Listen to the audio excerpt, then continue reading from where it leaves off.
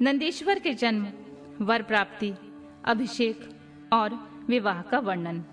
नंदकेश्वर कहते हैं, मुने, वन में जाकर मैंने एकांत स्थान में अपना आसन लगाया और उत्तम बुद्धि का आश्रय ले मैं उग्र तप में प्रवृत्त हुआ, जो बड़े बड़े मुनियों के लिए भी दुष्कर था। उस समय मैं नदी के पावन उत्तर तट पर सुदृढ़ रूप से ध्यान लगाकर बैठ गया और एकाग्र तथा समाहित मन से अपने हृदय कमल के मध्य भाग में 3 नेत्र 10 भुजा तथा 5 मुख वाले शांति स्वरूप देवाधिदेव सदाशिव का ध्यान करके रुद्र मंत्र का जाप करने लगा। तब उस जप में मुझे तल्लीन देखकर चंद्रभूषण परमेश्वर महादेव प्रसन्न हो गए और उमा सहित वहां पधार कर प्रेम पूर्वक बोले, शिलाद नंदन, तुमने बड़ा उत्तम तप किया है। तुम्हारी इस तपस्या से संतुष्ट होकर मैं तुम्हें वर देने के लिए आया हूँ। तुम्हारे मन में जो अभीष्ट हो वह मांग लो। महादेव जी के यूं कहने पर मैं सिर के बल उनके चरणों में लौट गया और फिर बुढ़ापा तथा शोक का विनाश करने वाले परमेशान की स्तुति करने लगा।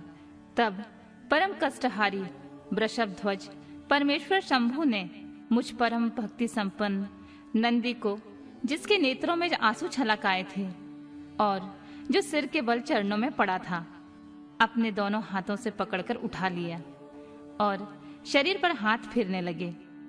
फिर वे जगदीश्वर, गणा अध्यक्षों तथा हिमाचल कुमारी पार्वती देवी की ओर दृष्टिपात करके मुझे कृपा दृष्टि से देखते हुए यूं कहने लगे, वत्स नंदी, उन दोनों विप्रों को तो मैंने ही भेजा था महाप्राज्ञ। तुम्हें मृत्यु का भय कहाँ? तुम तो मेरे ही समान हो, इसमें तनिक भी संशय नहीं है।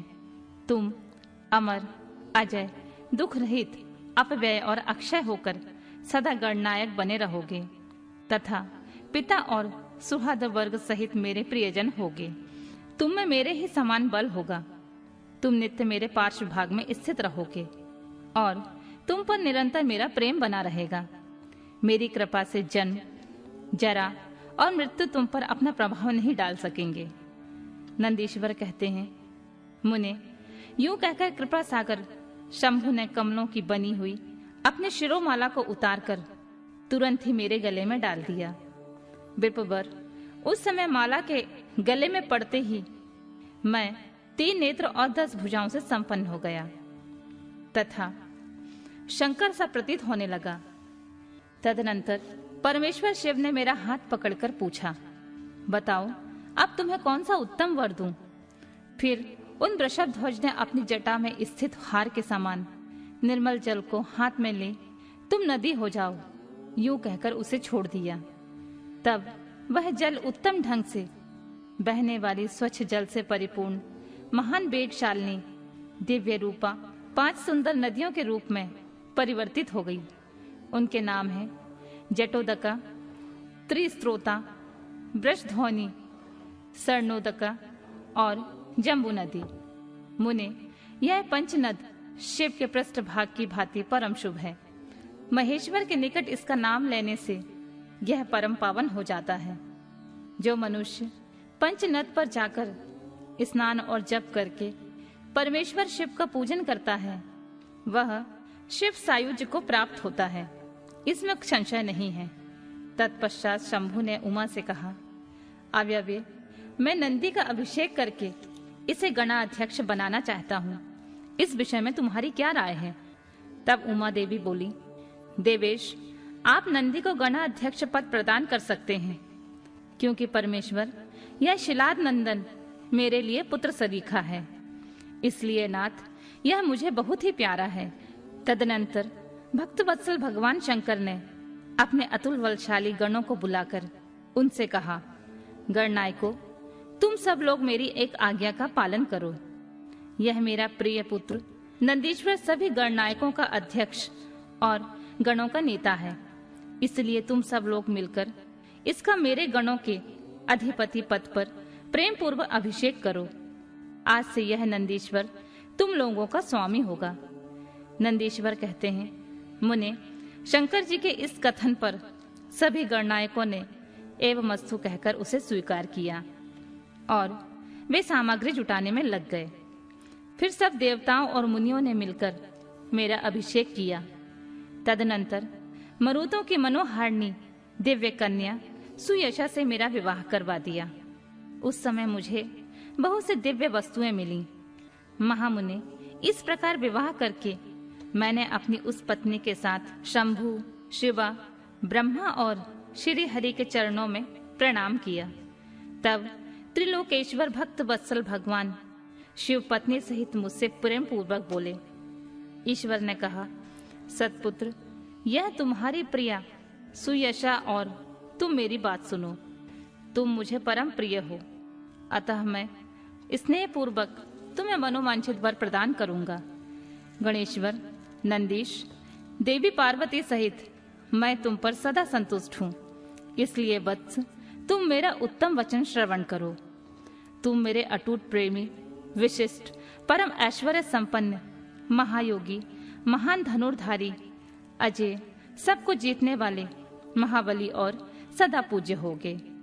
जहाँ मैं रहूंगा वहाँ तुम्हारी स्थिति होगी, और जहाँ तुम रहोगे वहाँ मैं उपस्थित रहूंगा। यही दशा तुम्हारे पिता और पितामह की भी होगी। पुत्र, तुम्हारे ये महाबली पिता परम ऐश्वर्यशाली मेरे भक्त और गणाध्यक्ष होंगे। वत्स, ये ही नियम तुम्हारे पितामह पर भी लागू होंगे। अंत में तुम सब लोग मुझसे वरदान प्राप्त करके मेरा सानिध्य प्राप्त करोगे। नंदीश्वर कहते हैं, मुने, तत्पश्चात महाभागा उमा देवी वर देने के लिए उत्सुक हो मुझ नंदी से बोली, बेटा, तुम मुझसे भी वर मांग ले, मैं तेरी सारी अभिष्ट कामनाओं को पूर्ण कर दूंगी। तब देवी के उस वचन को सुनकर मैंने हाथ जोड़कर कहा, देवी, आपके चरणों में मेरी सदा उत्तम भक्ति बनी रहे। मेरी याचना सुनकर देवी ने कहा, एवमस्तु, ऐसा ही होगा। फिर शिवानंदी की प्रियतमा पत्नी सुयशा से बोली, बत्से, तुम भी अपना अभीष्ट वर ग्रहण करो। तुम्हारे 3 नेत्र होंगे, तुम जन्म बंधन से छूट जाओगी और पुत्र पोत्रों से संपन्न रहोगी, तथा तुम्हारी मुझ में और अपने स्वामी में अटल भक्ति बनी रहेगी। नंदीश्वर कहते हैं, मुने, तदनंतर शिव जी की आज्ञा से परम प्रसन्न हुए ब्रह्मा, विष्णु और समस्त देवगणों ने भी प्रेम पूर्वक हम दोनों को वरदान दिए। तत्पश्चात परमेश्वर शिव कुटुंब सहित मुझे अपनाकर तथा उमा सहित वृष पर आरूढ़ होकर संबंधियों एवं बांधवों के साथ अपने निवास स्थान को चले गए। तब वहां उपस्थित विष्णु आदि समस्त देवता मेरी प्रशंसा तथा शिव शिवा की स्तुति करते हुए अपने अपने धाम को चल दिए। वत्स, इस प्रकार मैंने तुमसे अपने अवतार का वर्णन कर दिया। महामुने, यह मनुष्यों के लिए सदा आनंददायक और शिव भक्ति का वर्धक है। जो श्रद्धालु मानव भक्ति भावित चित्त से मुझ नंदी के इस जन्म वर प्राप्ति, अभिषेक और विवाह के वृतांत को सुनेगा अथवा दूसरों को सुनाएगा तथा पढ़ेगा या दूसरों को पढ़ाएगा, वह इस लोक में संपूर्ण सुखों को भोग कर अंत में परम गति को प्राप्त होगा।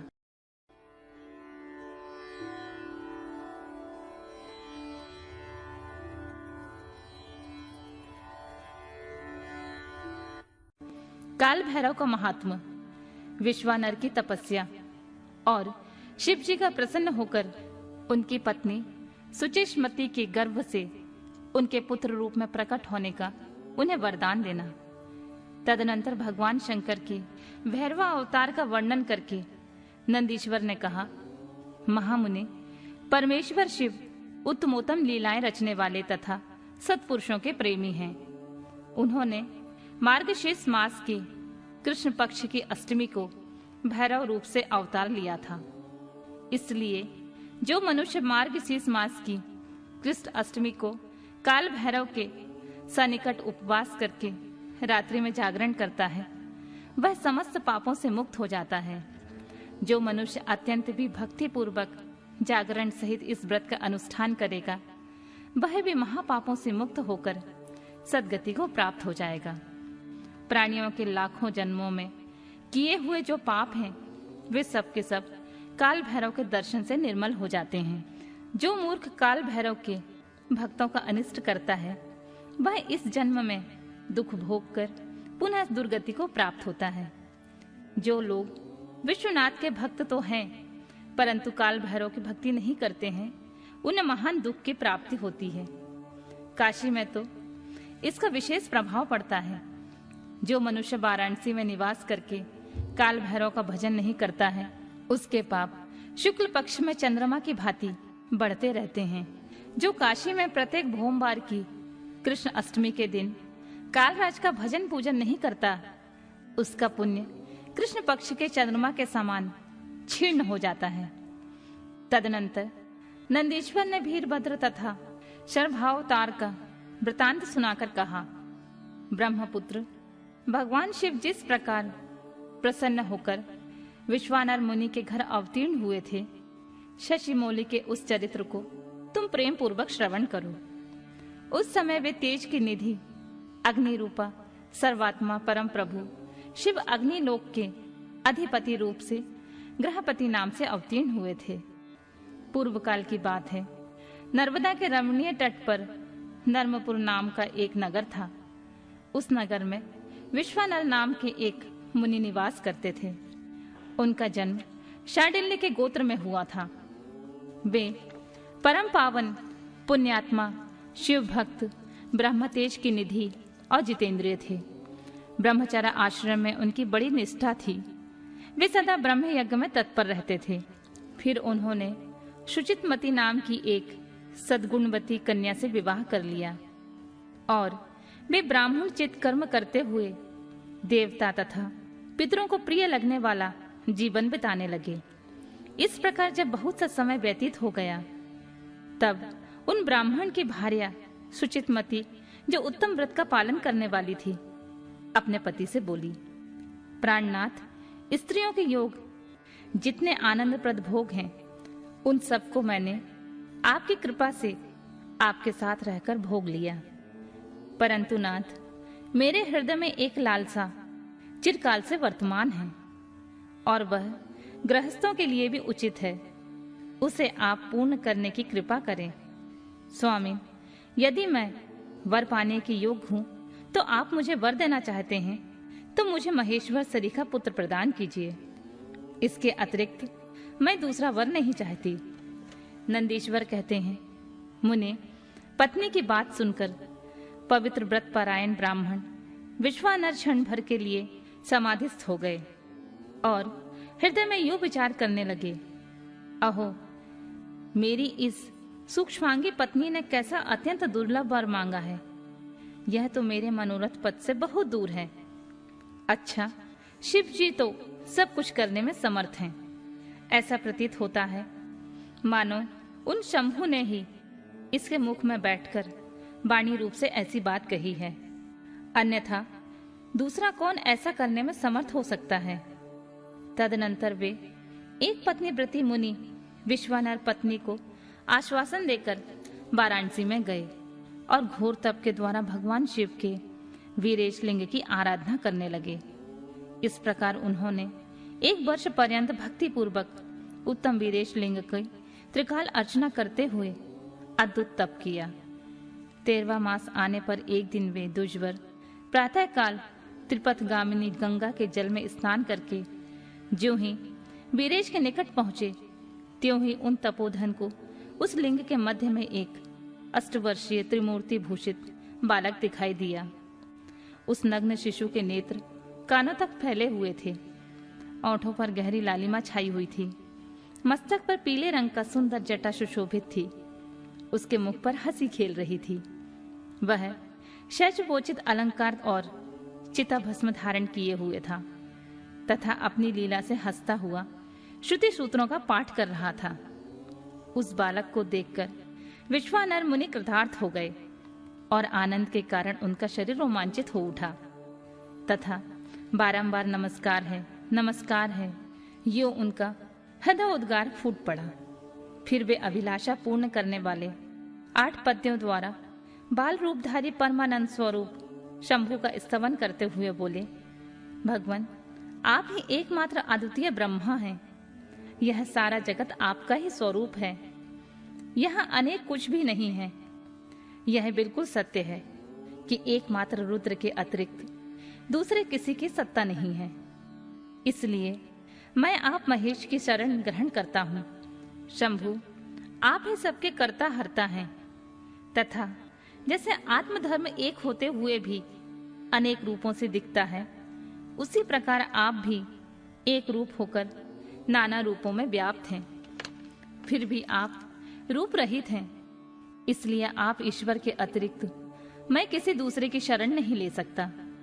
जैसे रज्जु में सर्प, सीपी में चांदी और मृगमरीचिका में जल प्रवाह का भान मिथ्या है, उसी प्रकार जिसे जान लेने पर यह विश्व प्रपंच मिथ्या भासित होता है, उन महेश्वर की मैं शरण लेता हूँ।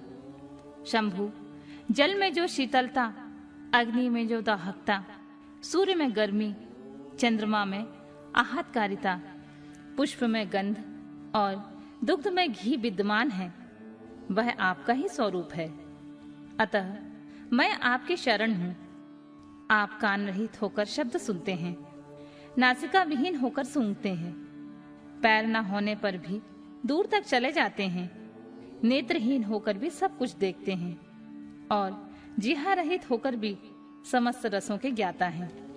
भला आपको सम्यक रूप से कौन जान सकता है? इसलिए मैं आपकी शरण में जाता हूँ। ईश आपके रहस्य को ना तो साक्षात वेद ही जानता है, न विष्णु, न अखिल विश्व के विधाता ब्रह्मा, न योगींद्र, न इंद्र आदि प्रधान देवताओं को ही इसका पता है, परंतु आपका भक्त उसे जान लेता है। अतः मैं आपकी शरण ग्रहण करता हूँ। ईश, ना तो आपका कोई गोत्र है, न जन्म है, न नाम है, न रूप है, न शील है, न देश है। ऐसा होने पर भी आप त्रिलोकी के अधीश्वर तथा संपूर्ण कामनाओं को पूर्ण करने वाले हैं। इसलिए मैं आपका भजन करता हूँ। आप सर्वस्व रूप हैं। यह सारा विश्व प्रपंच आपसे ही प्रकट हुआ है। आप गौरी के प्राणनाथ, दिगंबर और परम शांत हैं। बाल, युवा और वृद्ध रूप में आप ही वर्तमान हैं। ऐसी कौन सी वस्तु है जिसमें आप व्याप्त ना हो? अतः मैं आपके चरणों में नतमस्तक हूँ। नंदीश्वर कहते हैं, मुने यूं स्तुति करके विपुवर विश्वानर हाथ जोड़कर भूमि पर गिरना ही चाहते थे, तब तक संपूर्ण वृद्धों के भी वृद्ध बाल रूपधारी शिव परम हर्षित होकर उन भूदेव से बोले। बालक रूपी शिव ने कहा, मुनि श्रेष्ठ विश्वानर, तुमने आज जो मुझे संतुष्ट कर दिया है, भूदेव, मेरा मन परम प्रसन्न हो गया है। अतः तुम उत्तम वर मांग लो। यह सुनकर मुनि श्रेष्ठ विश्वानर कृतकृत हो गए और उनका मन हर्षमग्न हो गया। तब वे उठकर बालक रूपधारी शंकर जी से बोले, प्रभावशाली महेश्वर, आप तो सर्वांतयामी, ऐश्वर्य संपन्न सर्व तथा भक्तों को सब कुछ दे डालने वाले हैं। भला आप सर्वज्ञ से कौन सी बात छिपी है? फिर भी आप मुझ दीनता प्रकट करने वाली यांचा के प्रति आकृष्ट होने के लिए यूं कह रहे हैं। महेशान, ऐसा जानकर आपकी जैसी इच्छा हो वैसा कीजिए। नंदीश्वर कहते हैं, मुने, पवित्र व्रत में तत्पर विश्वानर के उस वचन को सुनकर पावन शिशुधारी महादेव हंसकर सुचि विश्वानर से बोले, सुचे, तुमने अपने हृदय में अपने पति शुचितमती के प्रति जो अभिलाषा कर रखी है, वह निसंदेह थोड़े ही समय में पूर्ण हो जाएगी। महामते, मैं सुचितमती के गर्भ से तुम्हारा पुत्र होकर प्रकट होऊंगा। मेरा नाम ग्रहपति होगा। मैं परम पावन तथा समस्त देवताओं के लिए प्रिय होऊंगा। जो मनुष्य 1 वर्ष तक शिव जी के सनिकट तुम्हारे द्वारा कथित इस पुण्यमय अभिलाषा अष्टक स्तोत्रों का तीनों काल पाठ करेगा, उसकी सारी अभिलाषाएं यह पूर्ण कर देगा। इस स्तोत्र का पाठ पुत्र, पौत्र और धन का प्रदाता, सर्वथा शांतिकारक, सारी विपत्तियों का विनाशक, स्वर्ग और मोक्ष रूप संपत्ति का कर्ता तथा समस्त कामनाओं को पूर्ण करने वाला है। निसंदेह यह अकेला ही समस्त स्तोत्रों के समान है। नंदीश्वर कहते हैं, मुने, इतना कहकर बाल रूपधारी शंभु, जो सत्पुरुषों की गति है, अंत ध्यान हो गए। तब विप्रवर विश्वानर भी प्रसन्न मन से अपने घर को लौट गए।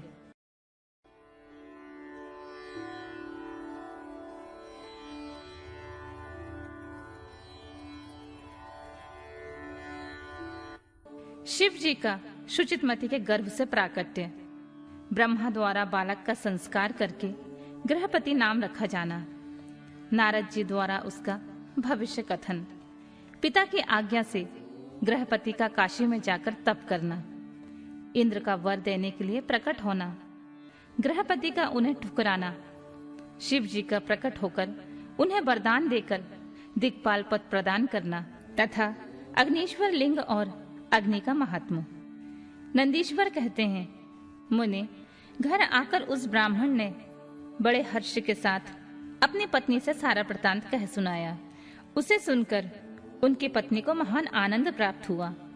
वह अत्यंत प्रेम पूर्वक अपने भाग्य की सराहना करने लगी। तदनंतर समय आने पर ब्राह्मण द्वारा विधि पूर्वक गर्भाधान कर्म संपन्न किए जाने पर वह नारी गर्भवती हुई। फिर उन विद्वान मुनि ने गर्भ के स्पंदन करने से पूर्व ही पुंसत्व की वृद्धि के लिए गुहा सूत्र में वर्णित विधि के अनुसार सम्यक रूप से पुंसवन संस्कार किया। तत्पश्चात 8वां महीना आने पर कृपालु विश्वानर ने सुखपूर्वक प्रसव होने के अभिलाषा से गर्भ के रूप में समृद्धि करने वाला सीमंत संस्कार संपन्न कराया। तदुपरांत ताराओं के अनुकूल होने पर जब बृहस्पति केंद्रवर्ती हुए और शुभ ग्रहों का योग आया, तब शुभ लग्न में भगवान शंकर, जिनके मुख के कांति पूर्णिमा के चंद्रमा के समान है तथा जो अरिष्ट रूपी दीपक को बुझाने वाले, समस्त अरिष्टों के विनाशक और भू भुव स्व तीनों लोकों के निवासियों को सब तरह से सुख देने वाले हैं, उस सुचिस्मती के गर्भ से पुत्र रूप में प्रकट हुए। उस समय गंध को वहन करने वाले वायु के वाहन मेघ दिशा रूपी बंधुओं के मुख पर वस्त्र से बन गए, अर्थात चारों ओर काली घटा उमड़ आई। वे घनघोर बादल उत्तम गंध वाले पुष्प समूहों की वर्षा करने लगे। देवताओं की दुधुम्बियां बजने लगीं। चारों दिशाएं निर्मल हो गईं। प्राणियों के मनों के साथ साथ सरिताओं का जल निर्मल हो गया। प्राणियों की सारी वाणी सर्वथा कल्याणी और प्रिय भाषणी हो उठी। संपूर्ण ऋषि मुनि तथा देवता, यक्ष, किन्नर, विद्याधर आदि मंगल द्रव्य लेकर पधारे। स्वयं ब्रह्मा जी ने नम्रता पूर्वक उसका जात कर्म संस्कार किया और उस बालक के रूप तथा वेद का विचार करके यह निश्चय किया कि इसका नाम गृहपति होना चाहिए। फिर 11वें दिन उन्होंने नामकरण की विधि के अनुसार वेद मंत्रों का उच्चारण करते हुए उसका गृहपति ऐसा नामकरण किया।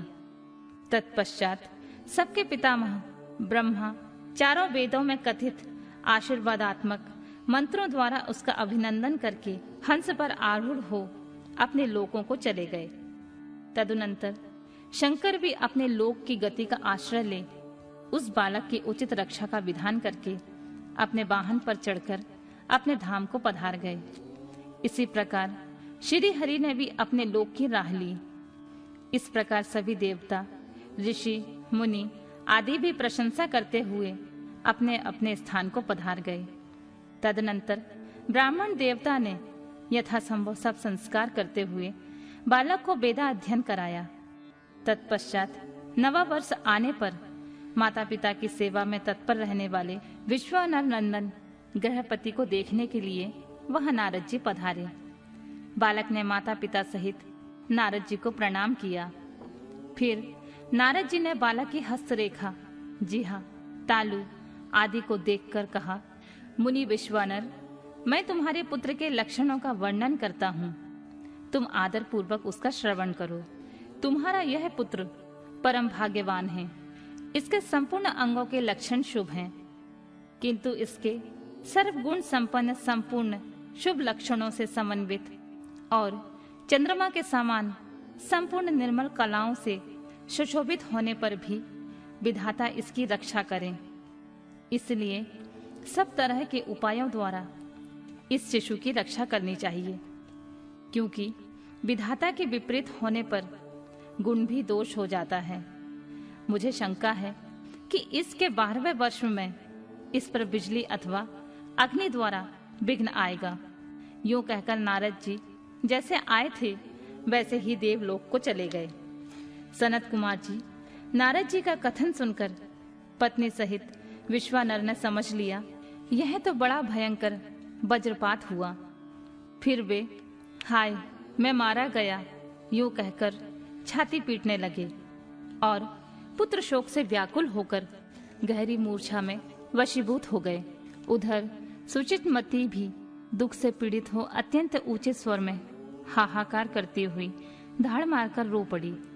उसकी सारी इंद्रियां अत्यंत व्याकुल हो उठी।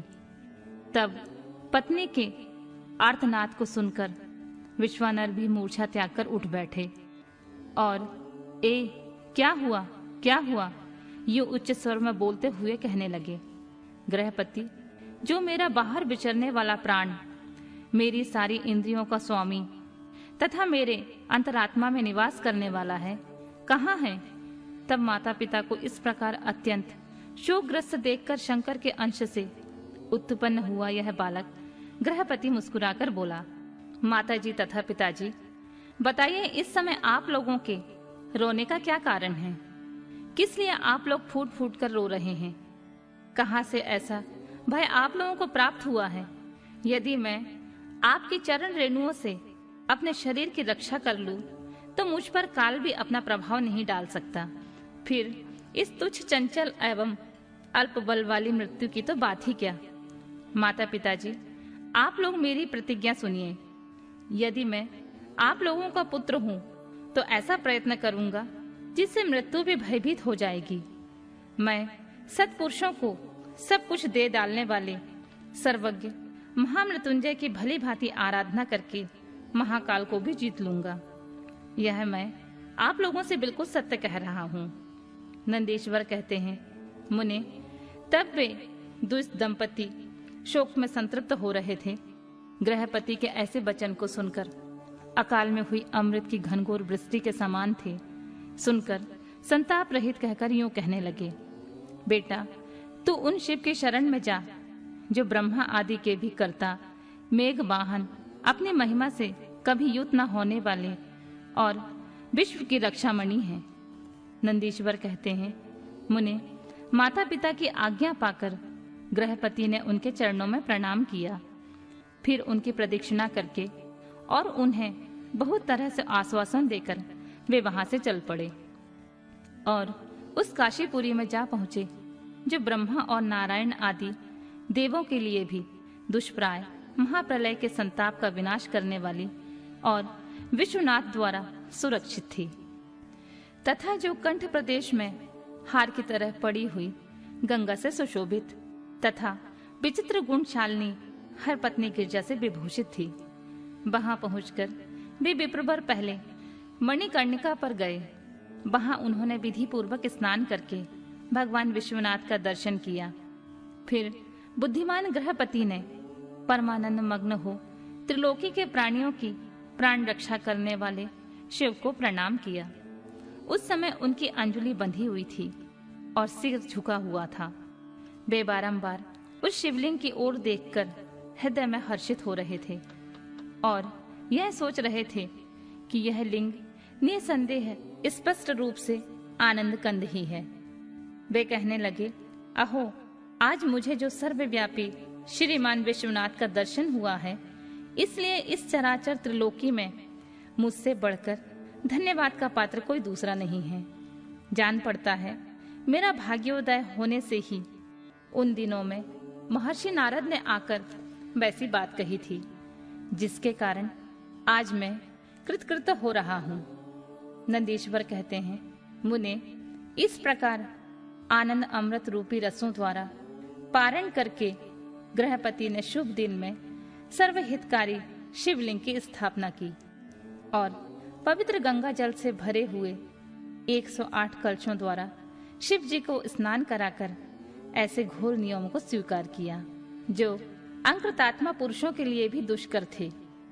नारद जी इस प्रकार एकमात्र शिव में मन लगाकर तपस्या करते हुए उस महात्मा गृहपति की आयु का 1 वर्ष व्यतीत हो गया।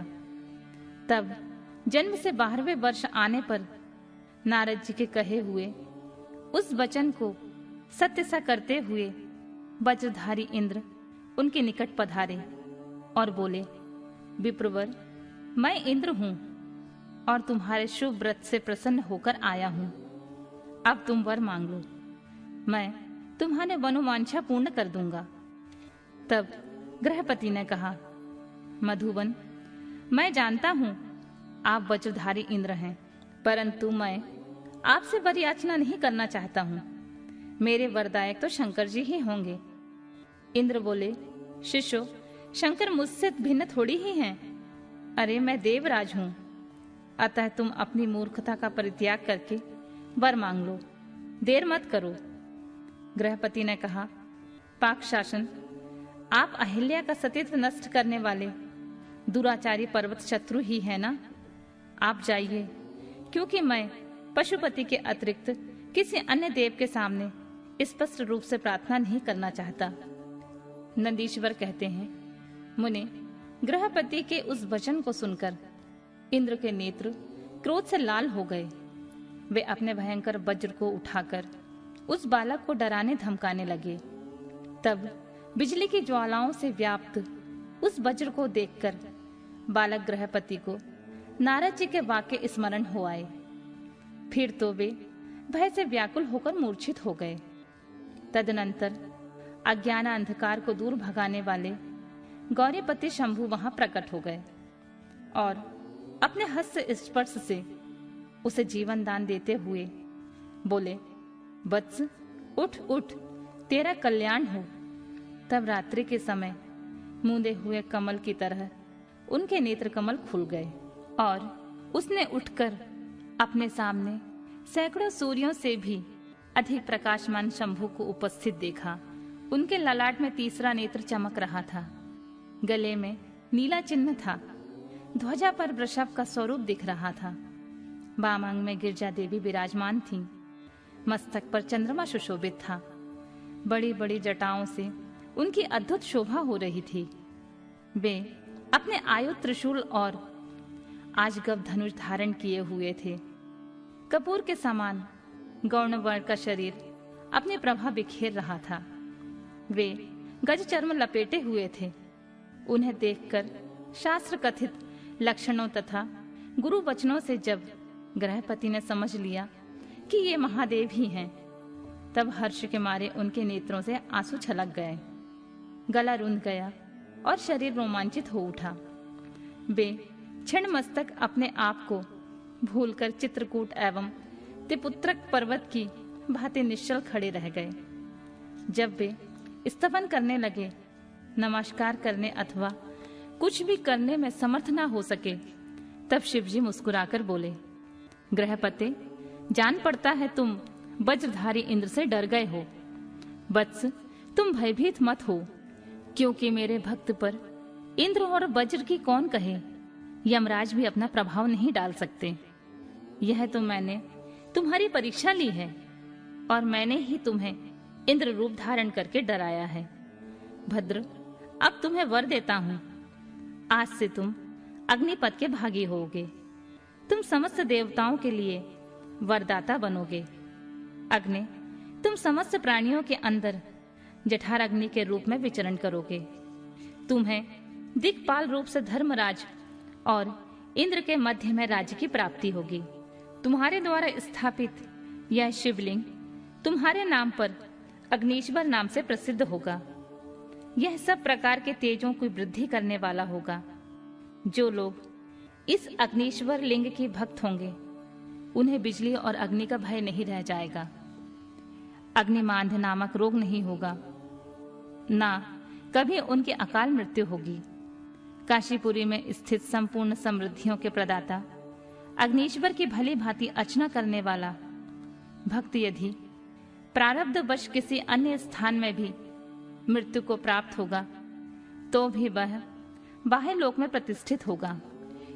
नंदीश्वर कहते हैं, मुने, यूं कहकर शिव जी ने गृहपति के बंधुओं को बुलाकर उनके माता पिता के सामने उस अग्नि का दिक्पति पद पर अभिषेक कर दिया और स्वयं उसी लिंग में समा गए।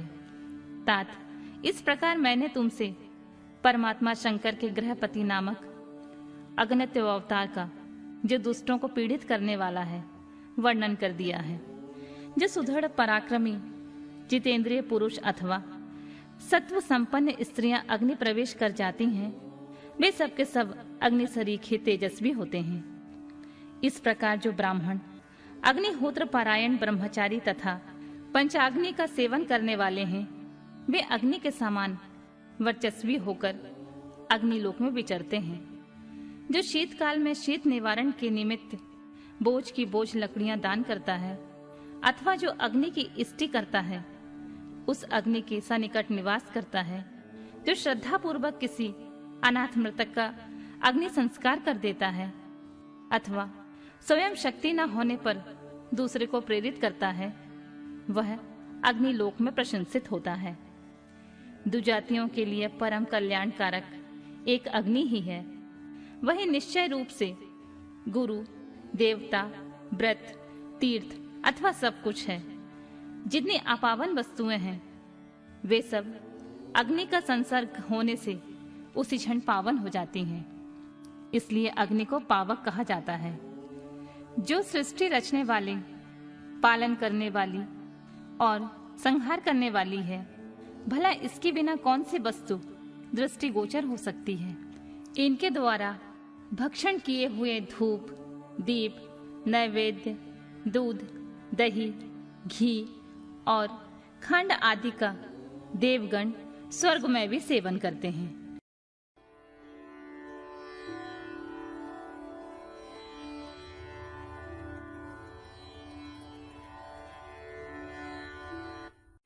शिव जी के महाकाल आदि 10 अवतारों का तथा 11 रुद्र अवतारों का वर्णन। तदनंतर यक्षेश्वर अवतार की बात कहकर नंदीश्वर ने कहा, मुने, अब शंकर जी के उपासना कांड द्वारा सेवित महाकाल आदि 10 अवतारों का वर्णन भक्ति पूर्वक श्रवण करो। उनमें पहला अवतार महाकाल नाम से प्रसिद्ध है, जो सत्पुरुषों को भोग और मोक्ष प्रदान करने वाला है। उस अवतार की शक्ति भक्तों की मनोवांछा पूर्ण करने वाली महाकाली है। दूसरा तार नामक अवतार हुआ, जिसकी शक्ति तारा देवी हुई। वे दोनों भुक्ति मुक्ति के प्रदाता तथा अपने सेवकों के लिए सुखदायक हैं। बाल भुवनेश नाम से तीसरा अवतार हुआ। उसमें बाला भुवनेशी शिवा शक्ति हुई, जो सज्जनों को सुख देने वाली हैं। चौथा भक्तों के लिए सुखद तथा भोग मोक्ष प्रदायक षोडश श्री विद्येश नामक अवतार हुआ और षोडशी श्री विद्या शिवा उसकी शक्ति हुई। पांचवा अवतार भैरव नाम से प्रसिद्ध हुआ, जो सर्वदा भक्तों की कामनाओं को पूर्ण करने वाला है। इस अवतार की शक्ति का नाम है भैरवी गिरजा, जो अपने उपासकों की अभीष्टदायिनी है। छठा शिवा अवतार छिन्न मस्तक नाम से कहा जाता है और भक्त कामप्रदा गिरजा का नाम छिन्न मस्ता है। संपूर्ण मनोरथों के दाता शंभु का सातवां अवतार धूमवान नाम से विख्यात हुआ। उस अवतार में श्रेष्ठ उपासकों की लालसा पूर्ण करने वाली शिवा धूमावती हुई। शिवा का 8वां सुखदायक अवतार बगलामुख है। उसकी शक्ति महान आनंददायिनी बगलामुखी नाम से विख्यात हुई। 9वां शिवा अवतार मातंग नाम से कहा जाता है। उस समय संपूर्ण अभिलाषाओं को पूर्ण करने वाली सर्वाणी मातंगी हुई। शंभु के भुक्ति मुक्ति रूप फल प्रदान करने वाले 10वें अवतार का नाम कमल है, जिसमें अपने भक्तों के सर्वथा पालन करने वाली गिरजा कमला कहलाई। ये ही शिव जी के 10 अवतार हैं। ये सब के सब भक्तों तथा सत्पुरुषों के लिए सुखदायक और भोग मोक्ष के प्रदाता हैं। जो लोग महात्मा शंकर के इन 10 अवतारों की निर्विकार भाव से सेवा करते हैं, उन्हें ये नित्य नाना प्रकार के सुख देते रहते हैं। मुने, इस प्रकार मैंने 10 अवतारों का महत्व वर्णन कर दिया। तंत्र शास्त्र में तो यह सर्व काम प्रद बतलाया गया है। मुने, इन शक्तियों की भी अद्भुत महिमा है। तंत्र आदि शास्त्रों में इस महिमा का सर्व कामप्रद रूप से वर्णन किया गया है। ये नित्य दुष्टों को दंड देने वाली और ब्रह्म तेज की विशेष रूप से वृद्धि करने वाली हैं। ब्राह्मण, इस प्रकार मैंने तुमसे महेश्वर के महाकाल आदि 10 शुभ अवतारों का शक्ति सहित वर्णन कर दिया। जो मनुष्य समस्त शिव पर्वों के अवसर पर इस परम पावन कथा का भक्ति पूर्वक पाठ करता है, वह शिव जी का परम प्यारा हो जाता है। इस आख्यान का पाठ करने से ब्राह्मण के ब्रह्म तेज की वृद्धि होती है, क्षत्रिय विजय लाभ करता है, वैश्य धनपति हो जाता है, शूद्र को सुख की प्राप्ति होती है। शिव भक्तों को यह चरित्र सुनने से सुख प्राप्त होता है और उनकी शिव भक्ति विशेष रूप से बढ़ जाती है। मुने, अब मैं शंकर जी के एक 10 श्रेष्ठ अवतारों का वर्णन करता हूँ। सुनो, उन्हें श्रवण करने से असत्यादि जनित बाधा पीड़ा नहीं पहुंचा सकती। पूर्व काल की बात है, एक बार इंद्र सहित समस्त देवता दैत्यों से पराजित हो गए। तब वे भयभीत होकर अपनी पुरी अमरावती को छोड़कर भाग खड़े हुए। यूं दैत्यों द्वारा अत्यंत पीड़ित हुए वे सभी देवता कश्यप जी के पास गए। वहां उन्होंने परम व्याकुलता पूर्वक हाथ जोड़कर एवं मस्तक झुकाकर उनके चरणों में अभिवादन किया और उनका भली भांति स्तवन करके आदर पूर्वक अपने आने का कारण प्रकट किया तथा दैत्यों द्वारा पराजित होने से उत्पन्न हुए सारे दुखों को कह सुनाया। तात तब उनके पिता कश्यप जी देवताओं की उस कष्ट कहानी को सुनकर अधिक दुखी नहीं हुए, क्योंकि उनकी वृद्धि शिव जी में आसक्त थी। मुने, उन शांत बुद्धि मुनि ने धैर्य धारण करके देवताओं को आश्वासन दिया और स्वयं परम हर्ष पूर्वक विश्वनाथपुरी काशी को चल पड़े। वहां पहुंचकर उन्होंने गंगा जी के जल में स्नान करके अपना नित्य नियम पूरा किया और फिर आदर पूर्वक उमा सहित सर्वेश्वर भगवान विश्वनाथ की भली भांति अर्चना की। तदनंतर शंभु दर्शन के उद्देश्य से एक शिवलिंग की स्थापना करके वे देवताओं के हितार्थ परम प्रसन्नता पूर्वक घोर तप करने लगे। मुने, शिव जी के चरण कमलों में आसक्त मन वाले धैर्यशाली मुनिवर कश्यप को जब तप करते हुए बहुत समय व्यतीत हो गया, तब सत्पुरुषों के गति स्वरूप भगवान शंकर अपने चरणों में तल्लीन मन वाले कश्यप ऋषि को वर देने के लिए वहां प्रकट हुए। भक्त वत्सल महेश्वर प्रसन्न तो थे ही, अतः वे अपने भक्त मुनिवर कश्यप से बोले, वर मांगो। उन महेश्वर को देखते ही प्रसन्न बुद्धि वाले देवताओं के पिता कश्यप जी हर्षमग्न हो गए और हाथ जोड़कर उनके चरणों में नमस्कार करके स्तुति करते हुए यूं बोले, महेश्वर, मैं सर्वथा आपका शरणागत हूँ। स्वामी, देवताओं के दुख का विनाश करके मेरी अभिलाषा पूर्ण कीजिए। देवेश, मैं पुत्रों के दुखों से विशेष दुखी हूँ, अतः ईश मुझे सुखी कीजिए, क्योंकि आप देवताओं के सहायक हैं। नाथ, महाबली दैत्यों ने देवताओं और यक्षों को पराजित कर दिया है, इसलिए शंभु आप मेरे पुत्र रूप से प्रकट होकर देवताओं के लिए आनंददाता बनिए। नंदीश्वर कहते हैं, मुने, कश्यप जी के ऐसा कहने पर सर्वेश्वर भगवान शंकर उनसे तथास्तु ऐसा ही होगा यूं कहकर उनके सामने से वही अंतर्ध्यान हो गए। तब कश्यप भी महान आनंद के साथ तुरंत ही अपने स्थान को लौट गए। वहां उन्होंने वह सारा वृतांत आदर पूर्वक देवताओं से कह सुनाया। तदनंतर भगवान शंकर अपना वचन सत्य करने के लिए कश्यप द्वारा सुरभि के पेट से 11 रूप धारण करके प्रकट हुए। उस समय महान उत्सव मनाया गया, सारा जगत शिवमय हो गया। कश्यप मुनि के साथ साथ सभी देवता हर्ष विभोर हो गए। उनके नाम रखे गए कपाली, पिंगल, भीम, विरूपाक्ष, बिलोहित, शास्ता, अजपाद, अहिबुध्यन, शंभु, चंड और भव। ये 11 रुद्र सुरभि के पुत्र कहलाते हैं। ये सुख के आवास स्थान हैं तथा देवताओं की कार्य सिद्धि के लिए शिव रूप से उत्पन्न हुए हैं। ये कश्यप नंदन वीरवर रुद्र महान बल पराक्रम संपन्न थे। इन्होंने संग्राम में देवताओं की सहायता करके दैत्यों का संहार कर डाला। इन्हीं रुद्रों की कृपा से इंद्र आदि देवगण दैत्यों को जीतकर निर्भय हो गए। उनका मन स्वस्थ हो गया और वे अपना अपना राज्यकार संभालने लगे। अब भी शिव रूपधारी वे सभी महारुद्र देवताओं की रक्षा के लिए सदा स्वर्ग में विराजमान रहते हैं। तात, इस प्रकार मैंने तुमसे शंकर जी के 11 रुद्र अवतारों का वर्णन कर दिया। ये सभी समस्त लोकों के लिए सुखदायक हैं। यह निर्मल आख्यान संपूर्ण पापों का विनाशक है। धन, यश और आयु का प्रदाता तथा संपूर्ण मनोरथों को पूर्ण करने वाला है।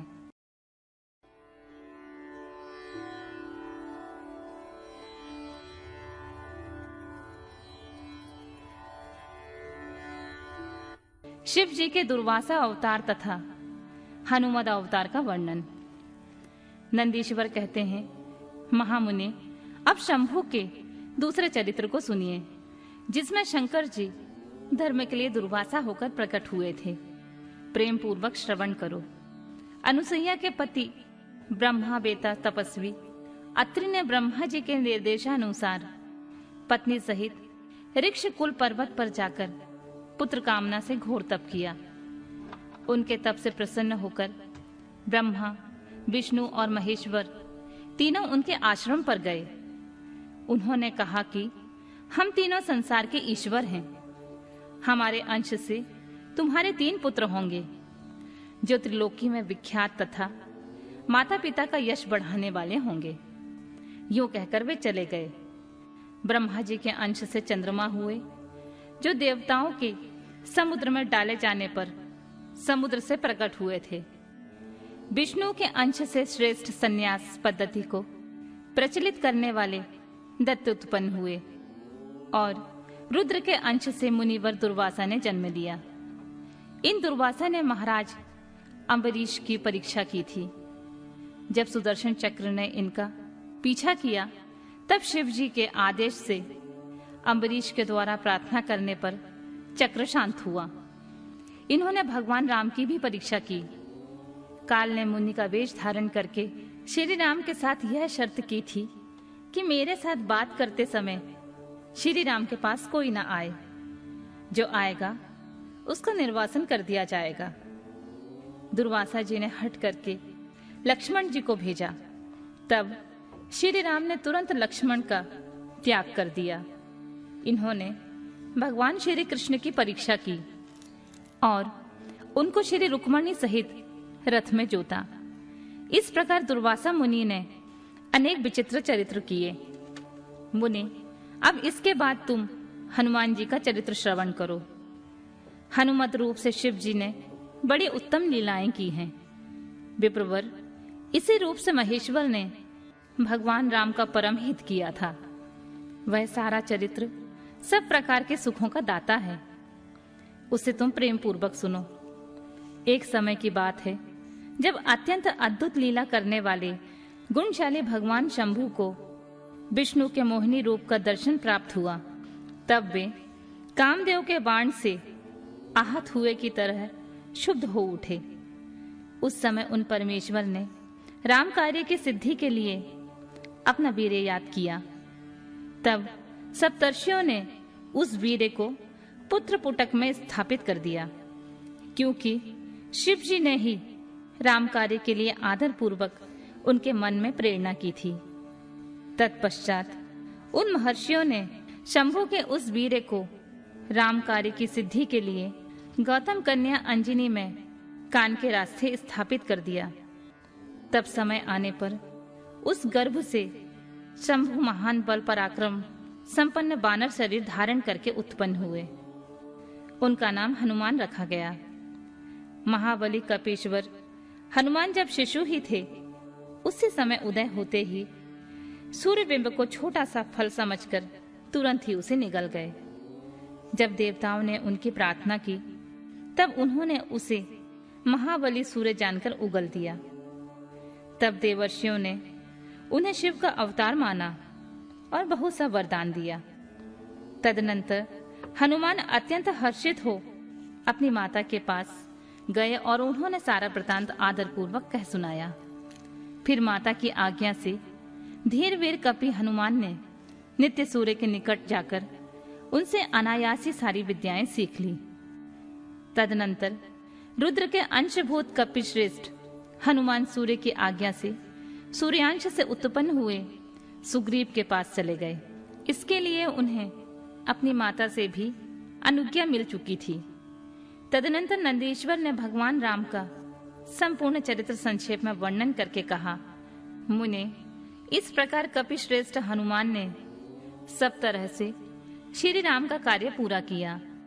नाना प्रकार की लीलाएं की, असुरों का मान मर्दन किया, भूतल पर राम भक्ति की स्थापना की और स्वयं भक्ताग्रगण होकर सीताराम को सुख प्रदान किया। वे रुद्रा अवतार ऐश्वर्यशाली हनुमान लक्ष्मण के प्राणदाता, संपूर्ण देवताओं के गर्वहारी और भक्तों का उद्धार करने वाले हैं। महावीर हनुमान सदा राम कार्य में तत्पर रहने वाले, लोक में रामदूत के नाम से विख्यात हैं। दैत्यों के संहारक और भक्त वत्सल हैं तात। इस प्रकार मैंने हनुमान जी का श्रेष्ठ चरित्र, जो धन, कीर्ति और आयु का वर्धक तथा संपूर्ण अविष्ट फलों का दाता है, तुमसे वर्णन कर दिया है। इस चरित्र को मनुष्य भक्ति पूर्वक सुनता है अथवा समाहित चित्त से दूसरों को सुनाता है, वह इस लोक में संपूर्ण भोगों को भोग कर अंत में परम मोक्ष को प्राप्त कर लेता है।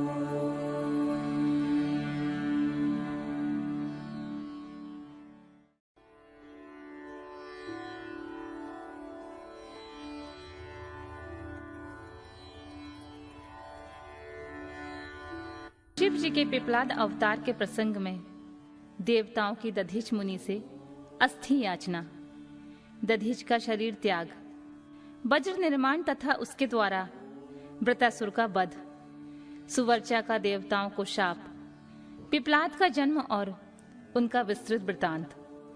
तदनंतर महेशा अवतार तथा विश्लेषा अवतार का चरित्र सुनाकर नंदीश्वर ने कहा, महाबुद्धिमान सनत कुमार जी, अब तुम लोग आदरपूर्वक महेश्वर के पिपलाद नामक परमोत्कृष्ट अवतार का वर्णन श्रवण करो। यह उत्तम आख्यान भक्ति की वृद्धि करने वाला है। मुनीश्वर, एक समय दैत्यों ने वृतासुर की सहायता से इंद्र आदि समस्त देवताओं को पराजित कर दिया। तब उन सभी देवताओं ने सहसा दधीची के आश्रम में अपने अपने शस्त्रों को फेंककर तत्काल ही हार मान ली। तत्पश्चात मारे जाते हुए वे इंद्र सहित संपूर्ण देवता तथा देवर्षि शीघ्र ही ब्रह्मलोक में जा पहुंचे और वहां उन्होंने अपना वह दुखड़ा कह सुनाया। देवताओं का यह कथन सुनकर लोक पितामह ब्रह्मा ने सारा रहस्य यथार्थ रूप से प्रकट कर दिया कि यह सब त्वष्टा की करतूत है। त्वष्टा ने ही तुम लोगों का वध करने के लिए तपस्या द्वारा इस महातेजस्वी वृतासुर को उत्पन्न किया है। यह दैत्य महान आत्मबल से संपन्न तथा समस्त दैत्यों का अधिपति है। अतः अब ऐसा प्रयत्न करो जिससे इसका वध हो सके। बुद्धिमान देवराज, मैं धर्म के कारण इस विषय में एक उपाय बतलाता हूं। सुनो, जो दधीची नाम वाले महामुनि हैं, वे तपस्वी और जितेंद्रिय हैं। उन्होंने पूर्व काल में शिव जी की समाराधना करके वज्रसरी की अस्थियां हो जाने का वर प्राप्त किया है। अतः तुम लोग उनसे उनकी हड्डियों के लिए याचना करो, वे अवश्य दे देंगे। फिर उन अस्थियों से वज्रदंड का निर्माण करके तुम निश्चय ही उससे वृत्रासुर को मार डालना। नंदीश्वर कहते हैं, महामुने, ब्रह्मा का यह वचन सुनकर इंद्रदेव गुरु बृहस्पति तथा देवताओं को साथ ले तुरंत ही दधीचि ऋषि के आश्रम पर गए। वहां इंद्र ने सुवर्चा सहित दधीच मुनि का दर्शन किया और आदर पूर्वक हाथ जोड़कर उन्हें नमस्कार किया। फिर देव गुरु बृहस्पति तथा अन्य देवताओं ने भी नम्रता पूर्वक उन्हें सिर झुकाया। दधीचि मुनि विद्वानों में श्रेष्ठ तो थे ही, वे तुरंत ही उसके अभिप्राय को ताड़ गए। तब उन्होंने अपनी पत्नी सुवर्चा को अपने आश्रम से अन्यत्र भेज दिया। तत्पश्चात देवताओं सहित देवराज इंद्र, जो स्वार्थ साधन में बड़े दक्ष हैं, अर्थशास्त्र का आश्रय लेकर मुनिवर से बोले, मुने, आप शिव भक्त दाता और शरणागत रक्षक हैं, इसीलिए हम सभी देवता तथा देवर्षि त्वष्टा द्वारा अपमानित होने के कारण आपकी शरण में आए हैं। विप्रवर, आप अपनी वज्रमयी अस्थियां हमें प्रदान कीजिए, क्योंकि आपकी हड्डी से वज्र का निर्माण करके मैं उस देवद्रोही का वध करूंगा। इंद्र के यूं कहने पर परोपकार परायण दधीचि मुनि ने अपने स्वामी शिव का ध्यान करके अपना शरीर छोड़ दिया। उनके समस्त बंधन नष्ट हो चुके थे, अतः वे तुरंत ही ब्रह्मलोक को चले गए। उस समय वहां पुष्पों की वर्षा होने लगी और सभी लोग आश्चर्यचकित हो गए। तदनंतर इंद्र ने शीघ्र ही सुरभि गौ को बुलाकर उस शरीर को चटवाया और उन हड्डियों से अस्त्र निर्माण करने के लिए विश्वकर्मा को आदेश दिया। तब इंद्र की आज्ञा पाकर विश्वकर्मा ने शिव जी के तेज से सुदृढ़ हुई मुनि के वज्रमय हड्डियों से संपूर्ण अस्त्रों की कल्पना की। उनकी रीढ़ी की हड्डी से वज्र और ब्रह्मशिर नामक बाण बनाया तथा अन्य अस्थियों से अन्य बहुत से अस्त्रों का निर्माण किया। तब शिव जी के तेज से उत्कर्ष को प्राप्त हुए इंद्र ने उस वज्र को लेकर क्रोधपूर्वक वृत्रासुर पर आक्रमण किया। ठीक उसी तरह जैसे रुद्र ने यमराज पर धावा किया था। फिर तो कवच आदि से भलीभांति सुरक्षित किए हुए इंद्र ने तुरंत ही पराक्रम प्रकट करके उस वज्र द्वारा वृत्रासुर के पर्वत शिखर सरी के सिर को काट गिराया। तात उस समय स्वर्गवासियों ने महान विजय उत्सव मनाया। इंद्र पर पुष्पों की वृष्टि होने लगी और सभी देवता उनकी स्तुति करने लगे।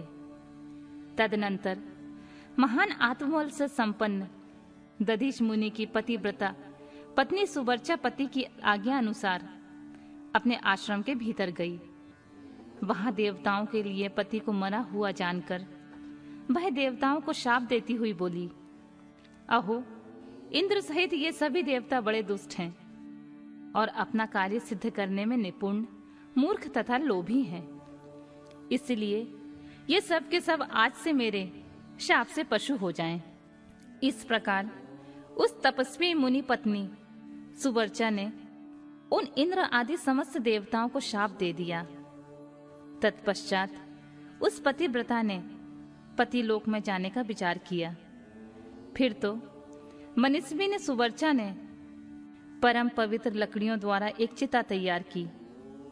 उसी समय शंकर जी की प्रेरणा से सुखदायिनी आकाशवाणी हुई। वह उस मुनि पत्नी सुवर्चा को आश्वासन देती हुई बोली, प्राज्ञ, ऐसा साहस मत करो, मेरी उत्तम बात सुनो। देवी, तुम्हारे उदर में मुनि का तेज वर्तमान है। तुम उसे यत्नपूर्वक उत्पन्न करो।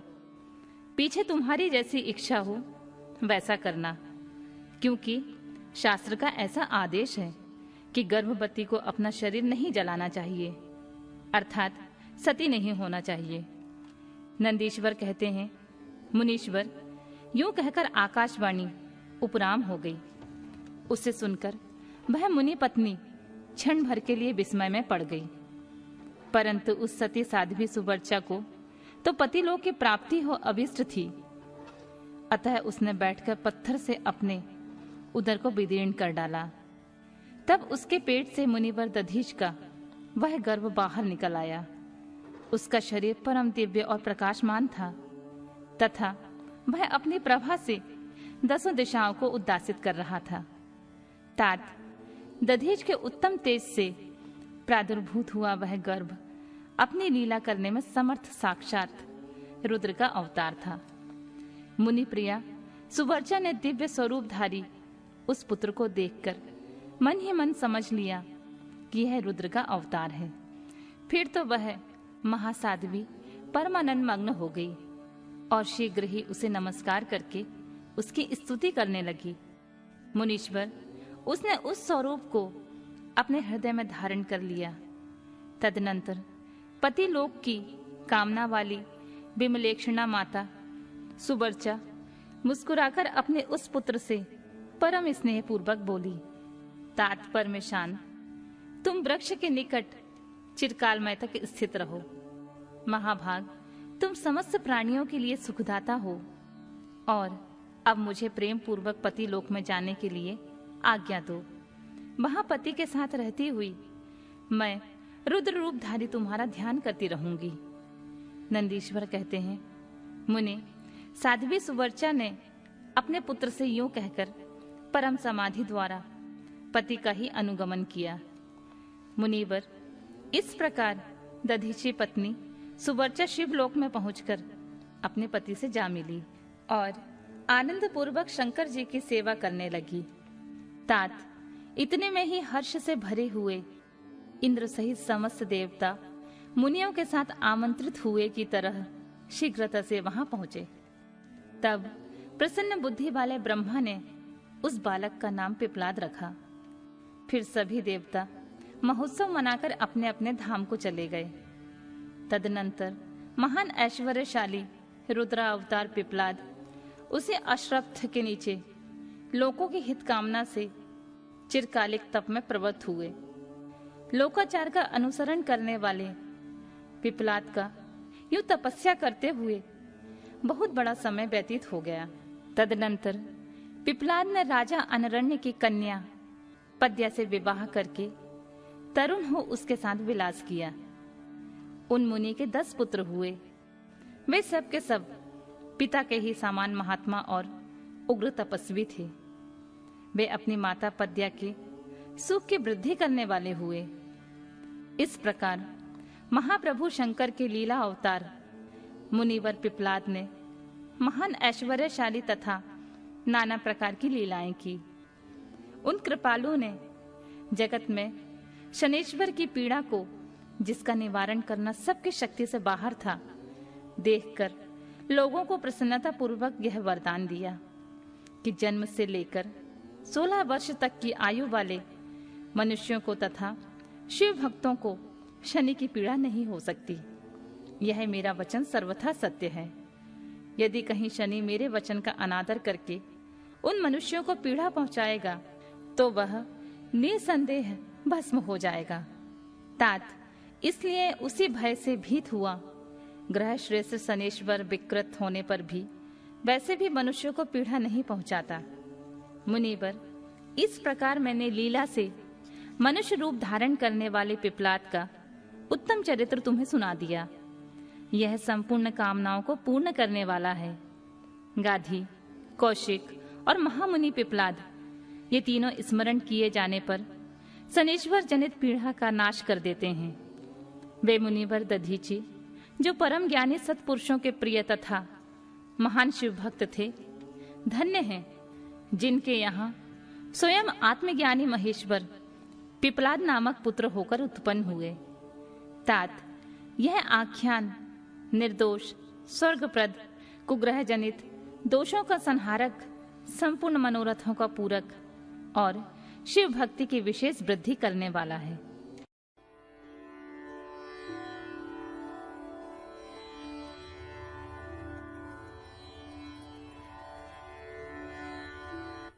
भगवान शिव के दुजेश्वर अवतार की कथा, राजा भद्रायु तथा रानी कीर्तिमालिनी की धार्मिक दृढ़ता की परीक्षा।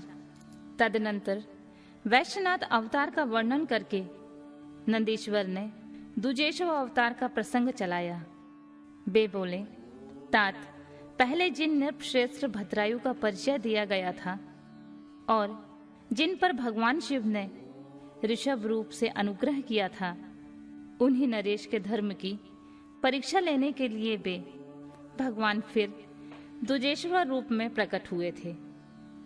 वृषभ के प्रभाव से रणभूमि में शत्रुओं पर विजय पाकर शक्तिशाली राजकुमार भद्रायु जब राज्य सिंहासन पर आरूढ़ हुए, तब राजा चंद्रागद और रानी सीमंतिनी की बेटी सती साध्वी कीर्तिमालिनी के साथ उनका विवाह हुआ।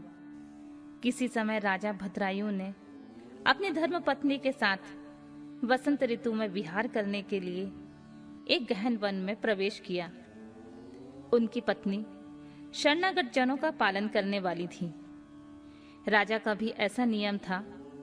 उस राज दंपति की धर्म में कितनी भी दृढ़ता है, इसकी परीक्षा के लिए पार्वती सहित भगवान शिव ने एक लीला रची। शिव और शिवा उस वन में ब्राह्मणी और ब्राह्मण के रूप में प्रकट हुए। दोनों ने लीला पूर्वक एक मायामय ब्राह्य का निर्माण किया। वे दोनों भय से विहल हो व्याघ्र से थोड़ी ही दूर आगे रोते चिल्लाते भागने लगे और व्याघ्र उनका पीछा करने लगा। राजा ने उन्हें इस अवस्था में देखा। वे ब्राह्मण दंपति भी भय से विहल हो महाराज की शरण में गए और इस प्रकार बोले, महाराज, हमारी रक्षा कीजिए, रक्षा कीजिए। वह व्याघ्र हम दोनों को खा जाने के लिए आ रहा है। समस्त प्राणियों को काल के समान भय देने वाला यह हिंसक प्राणी हमें अपना आहार बनाए, इसके पूर्व ही आप हम दोनों को बचा लीजिए। उन दोनों का यह करुण क्रंदन सुनकर महावीर राजा ने ज्यों ही धनुष उठाया, त्यों ही वह व्याघ्र उनके निकट आ पहुंचा। उसने ब्राह्मणी को पकड़ लिया। वह बेचारी हे नाथ, हे नाथ, हे प्राण वल्लभ, हे शंभु, हे जगत गुरु इत्यादि कहकर रोने लगी और विलाप करने लगी। व्याघ्र बड़ा भयानक था। उसने ज्यों ही ब्राह्मणी को अपना ग्रास बनाने की चेष्टा की, त्यों ही भद्रायु ने तीखे बाणों से उसके मर्म में आघात किया, परंतु उन बाणों से उस महाबली व्याघ्र को तनिक भी व्यथा नहीं हुई। वह ब्राह्मणी को बलपूर्वक घसीटता हुआ तत्काल दूर निकल गया। अपनी पत्नी को बाघ के पंजे में पड़ी देख ब्राह्मण को बड़ा दुख हुआ और वह बारंबार रोने लगा। देर तक रोकर उसने राजा भद्रायु से कहा, राजन, तुम्हारे वे बड़े बड़े अस्त्र कहाँ हैं? दुखियों की रक्षा करने वाला तुम्हारा विशाल धनुष कहाँ है? सुना था तुम में 12,000 बड़े बड़े हाथियों का बल है। वह क्या हुआ? तुम्हारे शंख, खड़ग तथा मंत्रास्त्र विद्या से क्या लाभ हुआ? दूसरों को छीन होने से बचाना क्षत्रिय का परम धर्म है।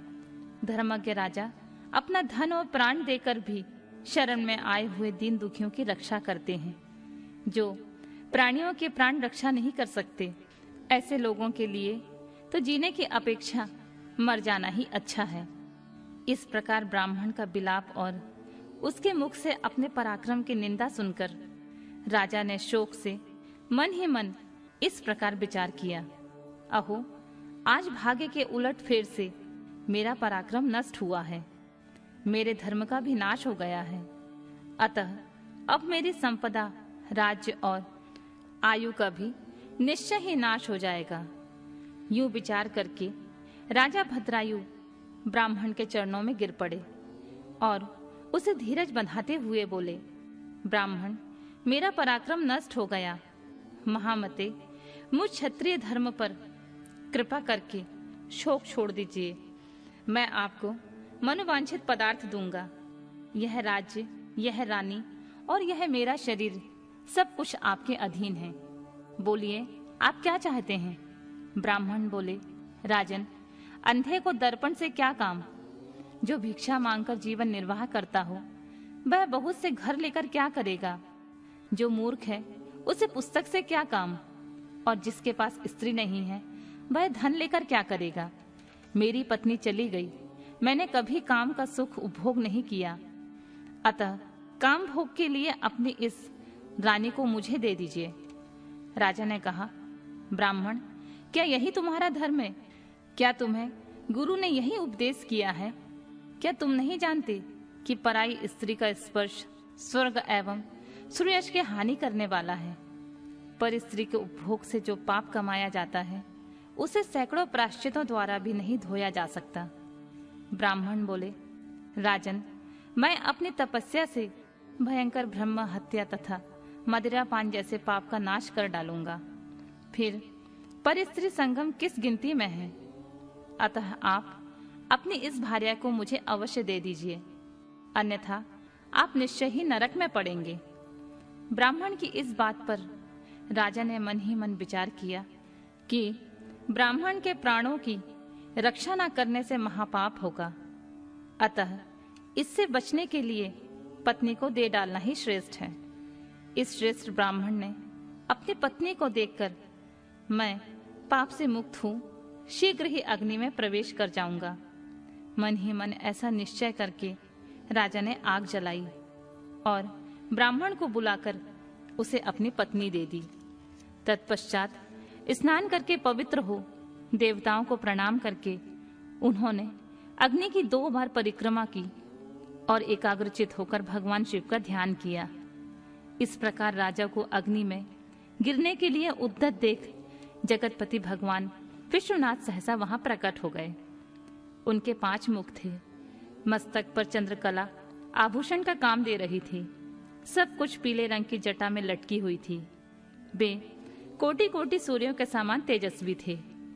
हाथों में त्रिशूल, खड़ग बांग, कुठार, ढाल, भृग, अभय, बरद और पिनाक धारण किए हुए बैल की पीठ पर बैठे हुए भगवान नीलकंठ को राजा ने अपने सामने प्रत्यक्ष देखा।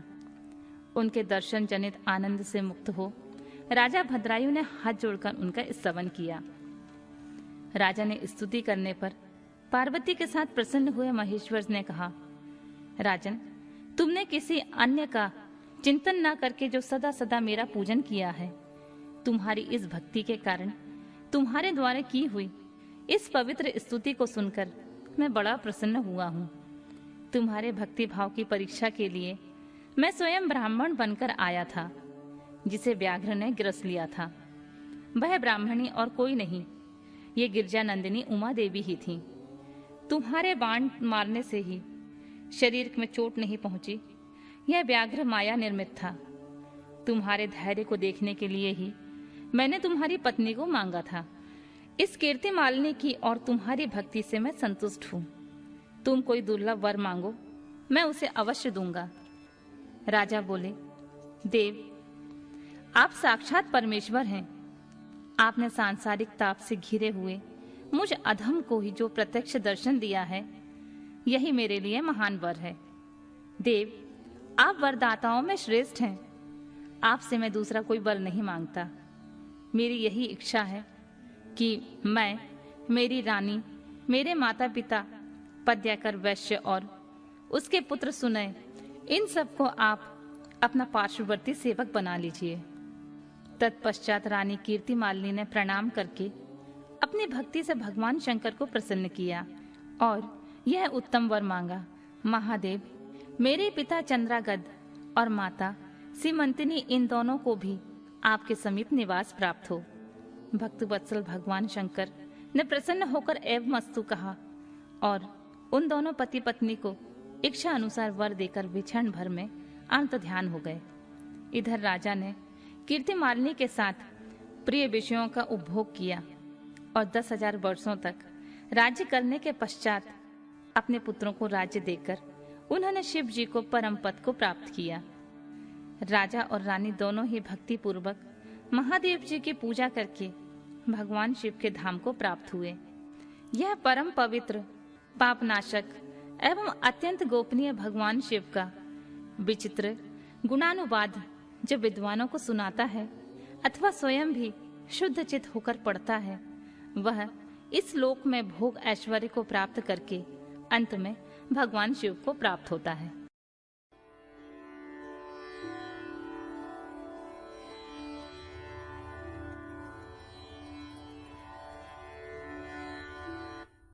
भगवान शिव का यतिनाथ एवं हंस नामक अवतार। नंदीश्वर कहते हैं, मुनि, अब मैं परमात्मा शिव के यतिनाथ नामक अवतार का वर्णन करता हूँ। मुनीश्वर, अर्बुदाचल नामक पर्वत के समीप एक भील रहता था जिसका नाम था आहुक। उसकी पत्नी को लोग आहुका कहते थे। वह उत्तम व्रत का पालन करने वाली थी। वे दोनों पति पत्नी महान शिव भक्त थे और शिव की आराधना पूजा में लगे रहते थे। एक दिन वह शिव भक्त भील अपनी पत्नी के लिए आहार की खोज करने के निमित्त जंगल में बहुत दूर चला गया। इसी समय संध्या काल में भील की परीक्षा लेने के लिए भगवान शंकर सन्यासी का रूप धारण करके घर आए। इतने में ही घर का मालिक भील भी चला आया और उसने बड़े प्रेम से उन यतिराज का पूजन किया। उसके मनोभाव की परीक्षा के लिए उन यतीश्वर ने दीनवाणी में कहा, भील, आज रात में यहाँ रहने के लिए मुझे स्थान दे दो। सवेरा होते ही चला जाऊंगा। तुम्हारा सदा कल्याण हो। भील बोला, स्वामी जी, आप ठीक कहते हैं, तथापि मेरी बात सुनिए। मेरे घर में स्थान तो बहुत थोड़ा है, फिर उसमें आपका रहना कैसे हो सकता है। भील की यह बात सुनकर स्वामी जी वहां से जाने के लिए उद्यत हो गए। तब भीलनी ने कहा, प्राणनाथ, आप स्वामी जी को स्थान दे दीजिए। घर आए हुए अतिथि को निराश ना लौटाइए, अन्यथा हमारे गृहस्थ धर्म के पालन में बाधा पहुंचेगी। आप स्वामी जी के साथ सुखपूर्वक घर के भीतर रहिए और मैं बड़े बड़े अस्त्र शस्त्र लेकर बाहर खड़ी रहूंगी। पत्नी की यह बात सुनकर भील ने सोचा, स्त्री को घर से बाहर निकालकर मैं भीतर कैसे रह सकता हूँ। सन्यासी जी के अन्यत्र जाना भी मेरे लिए अधर्म कारक ही होगा। ये दोनों ही कार्य एक गृहस्थ के लिए सर्वथा अनुचित हैं। अतः मुझे ही घर के बाहर रहना चाहिए। जो होनहार होगी वह तो होकर ही रहेगी। ऐसा सोच आग्रह करके उसने स्त्री को और सन्यासी जी को सानंद घर के भीतर रख दिया और स्वयं वह भील अपने आयुध पास रखकर घर के बाहर खड़ा हो गया। रात में जंगली क्रूर और हिंसक पशुओं ने उसे पीड़ा देने लगे। उसने भी यथाशक्ति उनसे बचने के लिए महान यत्न किया। इस तरह यत्न करता हुआ वह भील बलवान होकर भी प्रारब्ध प्रेरित हिंसक पशुओं द्वारा बलपूर्वक खा लिया गया। प्रातःकाल उठकर जब यति ने देखा कि हिंसक पशुओं ने वनवासी भील को खा डाला है, तब उन्हें बड़ा दुख हुआ। सन्यासी को दुखी देख भीलनी ने दुख से व्याकुल होने पर भी धैर्यपूर्वक उस दुख को दबाकर यूं बोली, स्वामी जी, आप दुखी किस लिए हो रहे हैं। इन भील राज का तो इस समय कल्याण ही हुआ है। ये धन्य और कृतार्थ हो गए हैं जो इन्हें ऐसी मृत्यु प्राप्त हुई है। मैं चिता की आग में जलकर इनका अनुसरण करूंगी। आप प्रसन्नता पूर्वक मेरे लिए एक चिता तैयार कर दें, क्योंकि स्वामी का अनुसरण करना ही स्त्रियों के लिए सनातन धर्म है। उसकी बात सुनकर सन्यासी जी ने स्वयं चिता तैयार की और भीलनी ने अपने धर्म के अनुसार उसमें प्रवेश किया। इसी समय भगवान शंकर अपने साक्षात स्वरूप से उसके सामने प्रकट हो गए और उसकी प्रशंसा करते हुए बोले, तुम धन्य हो, धन्य हो। मैं तुम पर प्रसन्न हूं। तुम इच्छा अनुसार वर मांगो, मुझे तुम्हारे लिए कुछ भी अदेय नहीं है। भगवान शंकर का यह परमानंददायक वचन सुनकर भीलनी को बड़ा सुख मिला। ऐसे भाव विभोर हो गई कि उसे किसी भी बात की सुध नहीं रही। उसकी उस अवस्था को लक्ष्य करके भगवान शंकर और भी प्रसन्न हुए और उसके ना मांगने पर भी उसे वर देते हुए बोले, मेरा जो यति रूप है यह भावी जन्म में हंस रूप में प्रकट होगा और प्रसन्नता पूर्वक तुम दोनों का परस्पर संयोग कराएगा। यह भील निषद देश के उत्तम राजधानी में राजा वीरसेन का श्रेष्ठ पुत्र होगा। उस समय नल के नाम से इसकी ख्याति होगी और तुम विदर्भ नगर में भीमराज की पुत्री दमयंती होगी। तुम दोनों मिलकर राजभोग भोगने के पश्चात वह मोक्ष प्राप्त करोगे जो बड़े बड़े योगीश्वरों के लिए भी दुर्लभ है।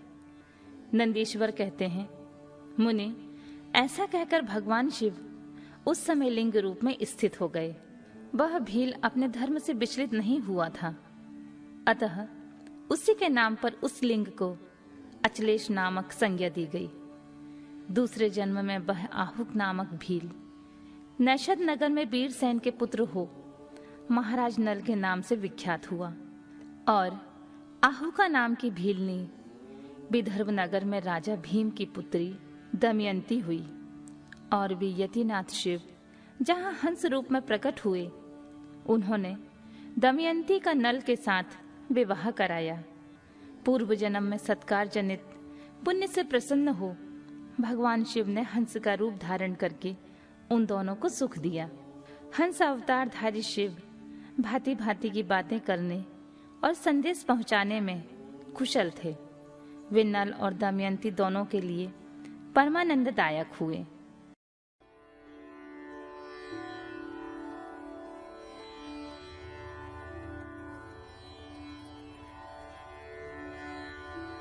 भगवान शिव के कृष्ण दर्शन नामक अवतार की कथा।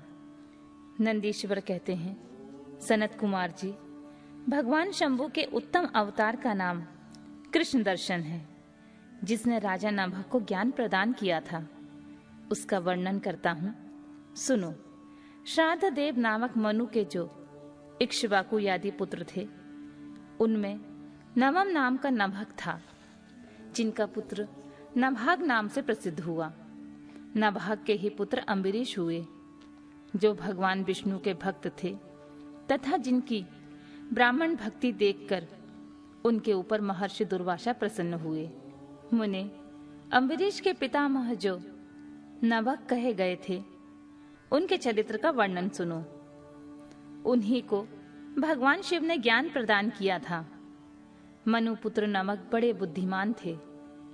उन्होंने विद्या अध्ययन के लिए दीर्घकाल तक इंद्रिय संयम पूर्वक गुरुकुल में निवास किया। इसी बीच में इक्ष्वाकु आदि भाइयों ने नवक के लिए कोई भाग न देकर पिता की संपत्ति आपस में बांट ली और अपना अपना भाग लेकर वे उत्तम रीति से राज्य का पालन करने लगे। उन सब ने पिता की आज्ञा से ही धन का बंटवारा किया था। कुछ काल के पश्चात ब्रह्मचारी नवग गुरुकुल से सांगोपांग वेदों का अध्ययन करके वहां आए। उन्होंने देखा सब भाई सारी संपत्ति का बंटवारा करके अपना अपना भाग ले चुके हैं। तब उन्होंने भी बड़े स्नेह से दया भाग पाने की इच्छा रखकर अपने इक्ष्वाकु आदि बंधुओं से कहा, भाइयों, मेरे लिए मेरा भाग दिए बिना ही आप लोगों ने आपस में सारी संपत्ति का बंटवारा कर लिया है, अतः अब प्रसन्नता पूर्वक मुझे भी हिस्सा दीजिए। मैं अपना दया भाग लेने के लिए ही यहाँ आया हूँ। भाई बोले, जब संपत्ति का बंटवारा हो रहा था उस समय हम तुम्हारे लिए भाग देना भूल गए थे। अब इस समय पिताजी को ही तुम्हारे हिस्से में देते हैं, तुम उन्हीं को ले लो, इसमें कोई संशय नहीं है। भाइयों का यह वचन सुनकर नमक को बड़ा विस्मय हुआ। वे पिता के पास जाकर बोले, तात, मैं विद्या अध्ययन के लिए गुरुकुल में गया था और वहां अब तक ब्रह्मचारी रहा हूं। इस बीच भाइयों ने मुझे छोड़कर आपस में धन का बंटवारा कर लिया। वहां से लौटकर जब मैंने अपने हिस्से के बारे में उनसे पूछा, तब उन्होंने आपको मेरा हिस्सा बता दिया, अतः उसके लिए मैं आपकी सेवा में आया हूं। नभक की बात सुनकर पिता को बड़ा विस्मय हुआ। श्राद्ध देव ने पुत्र को आश्वासन देते हुए कहा, बेटा, भाइयों की उस बात पर विश्वास ना करो। वह उन्होंने तुम्हें ठगने के लिए ही कही है। मैं तुम्हारे लिए भोग साधक उत्तम दाय नहीं बन सकता। तथापि उन वंचकों ने यदि मुझे ही दाय के रूप में तुम्हें दिया है, तो मैं तुम्हारी जीविका का एक उपाय बताता हूँ। सुनो, इन दिनों उत्तम बुद्धि वाले आंगिरस गोत्रीय ब्राह्मण एक बहुत बड़ा यज्ञ कर रहे हैं। उस कर्म में प्रत्येक छठे दिन का कार्य वे ठीक ठाक नहीं समझ पाते हैं। उसमें उनसे भूल हो जाती है। तुम वहां जाओ और उन ब्राह्मणों को विश्वदेव संबंधी 2 सूत्र बतला दिया करो। इससे वह यज्ञ शुद्ध रूप से संपादित होगा।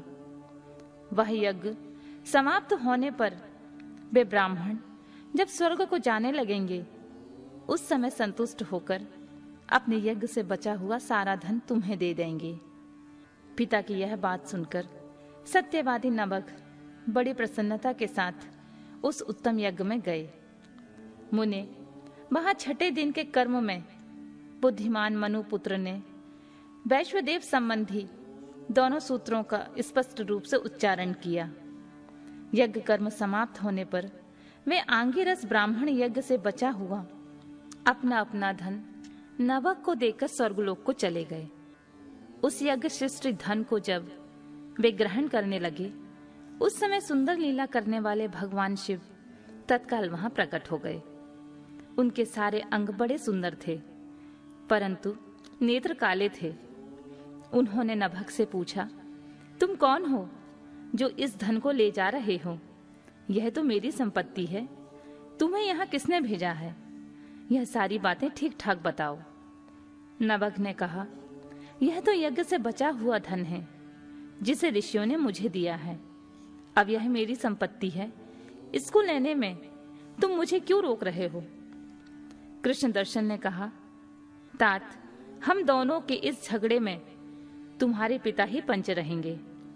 जाकर उनसे पूछो और जो वे निर्णय दें उसे ठीक ठीक आकर यहाँ बताओ। उनकी बात सुनकर नभग ने पिता के पास जाकर उक्त प्रश्न को उनके सामने रखा। श्राद्ध देव को कोई पुरानी बात याद आ गई और उन्होंने भगवान शिव के चरण कमलों का चिंतन करते हुए कहा। मनु बोले, तात, वे पुरुष जो तुम्हें वह धन लेने से रोक रहे हैं, साक्षात भगवान शिव हैं। यूं तो सारी संसार की वस्तुएं ही उन्हीं की हैं, परंतु यज्ञ से प्राप्त हुए धन पर उनका विशेष अधिकार है। यज्ञ करने से जो धन बच जाता है उसे भगवान रुद्र का भाग निश्चित किया गया है। अतः यज्ञ वशिष्ठ सारी वस्तुएं ग्रहण करने के अधिकारी सर्वेश्वर महादेव जी ही हैं। उनकी इच्छा से ही दूसरे लोग उस वस्तु को ले सकते हैं। भगवान शिव तुम पर कृपा करने के लिए ही वहां वैसा रूप धारण करके आए हैं। तुम वहीं जाओ और उन्हें प्रसन्न करो, अपने अपराध के लिए क्षमा मांगो और प्रणाम पूर्वक उनकी स्तुति करो। नभग पिता की आज्ञा से वहां गए और भगवान को प्रणाम करके हाथ जोड़कर बोले, महेश्वर, यह सारी त्रिलोकी ही आपकी है, फिर यज्ञ से बचे हुए धन का तो कहना ही क्या। निश्चय ही इस पर आपका ही अधिकार है। यही मेरे पिता ने निर्णय दिया है। नाथ, मैंने यथार्थ बात न जानने के कारण भ्रमवश जो कुछ कहा है, मेरे उस अपराध को क्षमा कीजिए। मैं आपके चरणों में मस्तक रखकर यह प्रार्थना करता हूं कि आप मुझ पर प्रसन्न हों। ऐसा कहकर नभग ने अत्यंत दीनता पूर्वक हृदय से दोनों हाथ जोड़कर महेश्वर कृष्ण दर्शन का स्तवन किया। उधर श्राद्ध देव ने भी अपने अपराध के लिए क्षमा मांगते हुए भगवान शिव की स्तुति की। तदनंतर भगवान रुद्र ने मन ही मन प्रसन्न हो नभग को कृपा दृष्टि से देखा और मुस्कुराते हुए कहा, नभग, तुम्हारे पिता ने जो धर्मानुकूल बात कही है वह ठीक ही है। तुमने भी साधु स्वभाव के कारण ही सत्य ही कहा है, इसलिए मैं तुम पर बहुत प्रसन्न हूं और कृपा पूर्वक तुम्हें सनातन ब्रह्म तत्व का ज्ञान प्रदान करता हूं। इस समय यह सारा धन मैंने तुम्हें दे दिया। अब तुम इसे ग्रहण करो। इस लोक में निर्विकार रहकर सुख भोगो। अंत में मेरी कृपा से तुम्हें सद्गति प्राप्त होगी। ऐसा कहकर भगवान रुद्र सबके देखते ही देखते वहीं अंत ध्यान हो गए। साथ ही श्राद्ध देव भी अपने पुत्र नभक के साथ अपने स्थान को लौट आए और लोक में विपुल भोगों का उपभोग करके अंत में वे भगवान शिव के धाम में चले गए। ब्राह्मण, इस प्रकार मैंने तुमसे भगवान शिव के कृष्ण दर्शन नामक अवतार का वर्णन किया। जो इस आख्यान को पढ़ता है और सुनता है उसे संपूर्ण मनोवांछित फल प्राप्त हो जाते हैं।